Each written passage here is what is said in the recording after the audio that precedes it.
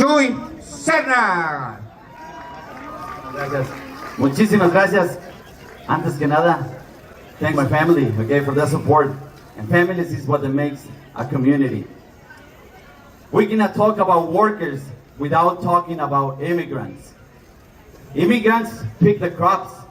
We clean the rooms. We cook the food. Also, we raise the children. We build cities. We are the force. From the fields of California, Florida, to the factories here in Chicago. There's a lot of workers, a lot of people, a lot of immigrants. So we are everywhere. Not just surviving, but driving this country forward. Don't forget about that. Okay? In downtown Chicago, we see La Katrina, the witness, the symbol of diversity and inclusion. The reminder that the struggle doesn't die, it transforms. Sorry. Dr. Martin Luther King Jr. once said, "Injustice anywhere is a threat to justice everywhere."